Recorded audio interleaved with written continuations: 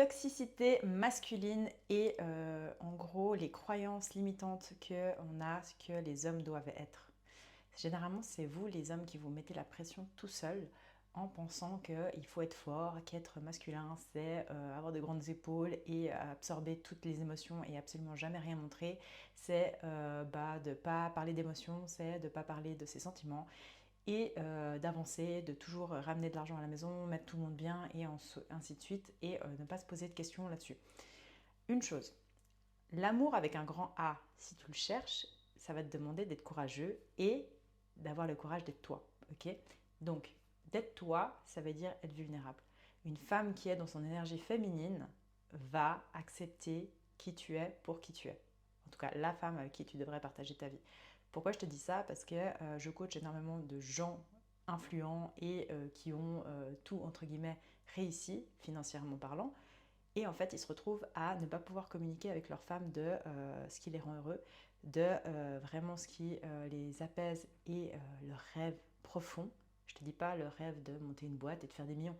Je te dis ton rêve profond à toi qui est peut-être d'écrire un livre ou de faire du jardinage ou d'être tranquille à la maison et d'être avec ta femme et tes enfants sans forcément devoir prouver au monde ou prouver à la société que tu sais faire et que tu as des grosses épaules.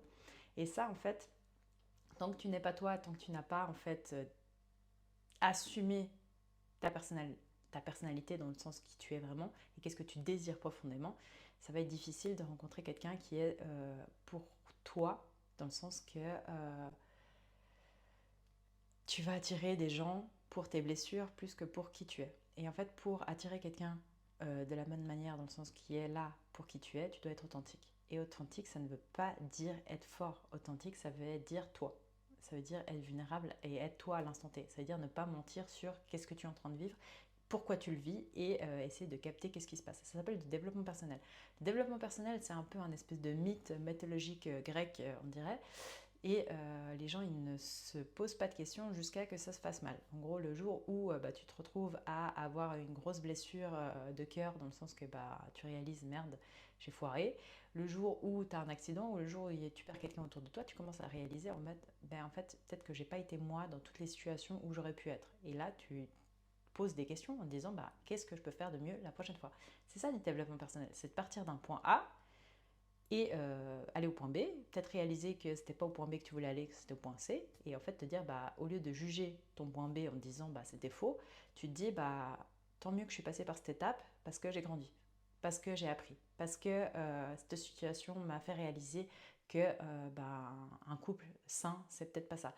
Et en fait, si toi, tu n'as pas eu une vision d'un couple sain quand tu étais jeune et que tu étais enfant, c'est difficile pour ton instinct de savoir ce que c'est, parce que ton cerveau va vouloir répertorier tout ce que tu connais dans ta zone de confort. Et ta zone de confort, si la toxicité c'était ton confort, tu vas le répertorier plus tard, jusqu'au jour où tu poses la question, qu'est-ce que c'est que pour moi un couple sain? Qu'est-ce que c'est que pour moi d'être un homme à la maison? Qu'est-ce que c'est que pour moi d'être un mari? Qu'est-ce que c'est que pour moi d'être un père? Et souvent, en fait, tu peux réaliser qu'est-ce que c'est que d'être un père peut-être plus facilement que le reste. Pourquoi? Parce que tu sais la relation que tu as eue avec ton père à toi, et même s'il y avait plein de choses bien, tu sais ce qui t'a manqué. Et ce qui t'a manqué là, si tu veux pas le répertorier à ton enfant, c'est à toi de faire du travail sur toi pour comprendre, ok, du coup je dois le donner en premier. Par exemple, si tu n'as pas eu une communication émotionnelle avec ton père et que toi ton rêve c'est d'être ton meilleur pote avec ton fils, en fait, qu'est-ce que tu vas devoir faire? C'est que tu vas devoir être toi-même avec ton fils. Ça veut dire que tu vas devoir pouvoir t'ouvrir avec ton fils. Tu vas devoir pouvoir montrer que c'est pas facile. Tu dois pouvoir montrer tes peurs. Tu dois pouvoir, etc. Tout en restant masculin. Dans le sens que avoir des doutes, avoir des peurs, c'est juste être humain. C'est pas une question de masculinité ou féminité. C'est juste être. Ok. Et savoir lâcher prise sur certains aspects, c'est nécessaire. On ne peut pas juste rester dans le faire, faire, faire, faire, faire, comme l'énergie masculine qui vous demande tout le temps, avoir un goal, on y va, et puis être contrôlant surtout. En fait, au bout d'un moment, tu dois aussi être en premier. Tu dois être toi et comprendre en fait tes blessures, tu comprendre d'où tu sors et où tu veux aller.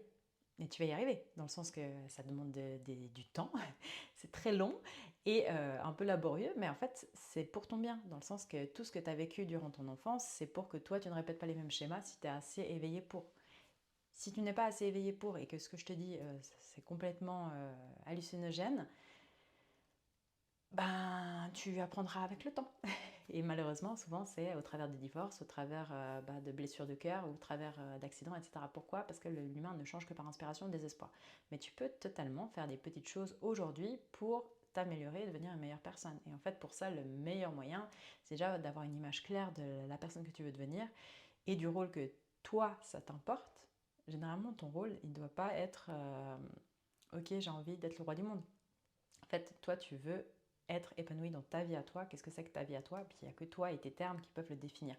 Et après, c'est trouver une partenaire de vie qui est alignée avec elle-même et qui, pour le coup, va dans la même direction que toi. Une des premières questions à se poser, c'est ok, est-ce que notre direction va matcher? Généralement, une femme, c'est un amplificateur. Donc toi, tu dois être au courant de ta vision, mais tu vas jamais devoir régresser ta vision. Jamais. Tu es un homme, tu es un leader. Je te le dis tout de suite. Et en fait, un leader, c'est pas tirer tout le monde vers l'avant. Non, t'as pas tout ça à faire tout seul sur tes épaules. C'est toi savoir en fait la direction d'où tu veux aller, le type de personne que tu veux être, et mettre en place les bonnes habitudes et la discipline pour y arriver. Tant que tu arrives à faire les petites choses de la bonne manière, tu feras des grandes choses. Sauf que tu dois te concentrer à l'instant T là où tu es et avancer là-dessus. Et une femme n'est pas censée te mettre des bâtons dans les roues, une femme est censée amplifier ça. Ça veut dire que tu vas savoir que c'est une bonne femme pour toi le jour où tu vas vouloir t'améliorer naturellement pour elle. C'est comme ça en fait.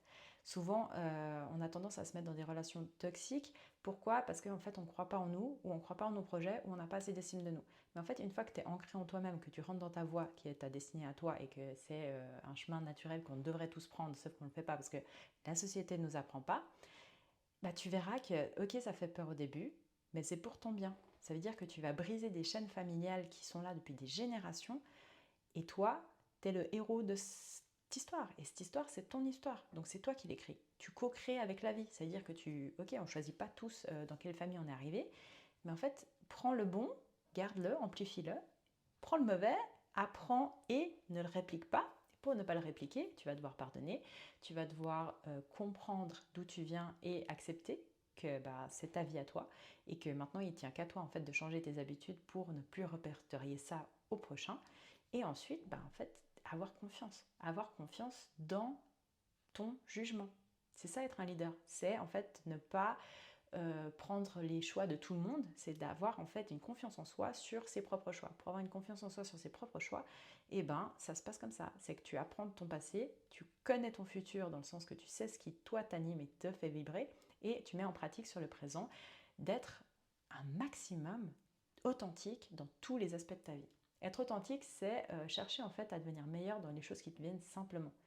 Les choses qui sont en fait tellement naturelles pour nous que on n'a même pas l'impression de travailler. On n'a pas l'impression de se donner à fond ou quoi que ce soit parce que c'est naturel pour nous. Et en fait, ça, c'est des dons et des talents qui sont à toi.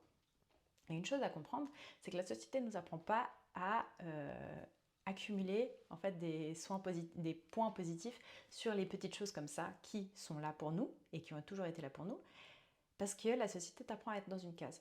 Dès que tu es dans une case, tu es plus facilement contrôlé. Et en fait, le problème, quand tu te mets tout le temps dans des cases comme ça, en fait, tu vas pas avancer correctement. Et toi, en tant qu'homme, généralement, ce que tu devrais faire, c'est suivre ta lignée. Tu verras que tu vas trouver une femme qui va t'aider à faire de grandes choses. Mais cette femme-là, qui aura des valeurs et que du coup, tu auras attiré parce que tu es rentré dans ta destinée à toi, elle va amplifier les choses. Donc toi, la seule chose que tu as à faire, c'est de connaître ta vision, connaître tes valeurs et agir de cette manière-là. N'aie pas peur. N'aie pas peur de voir ce que tu vois au fond de toi, c'est important. On ne nous apprend pas à se faire confiance sur nos visions.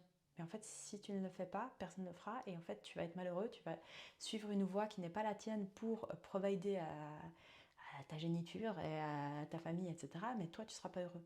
Et en fait, le pilier d'une famille, c'est qui? C'est l'homme et la femme et on est complémentaires. Mais dans le sens que toi, en tant qu'homme, si tu finis pas par te réaliser ce que tu veux vraiment faire dans ta vie, ça peut être un truc rien à voir. Et c'est la vie, c'est comme ça. Mais en fait, c'est toi qui t'es voilé la face pendant trop d'années et qui au final n'a pas osé. Mais c'est à toi de le faire parce que si on a autant d'hommes qui meurent de crise cardiaque, c'est pas pour rien, c'est parce qu'ils se donnent un mauvais stress. et une pression sur leurs épaules qui n'existe pas en fait, parce qu'ils se la mettent tout seuls en se disant il faut absolument que je provide.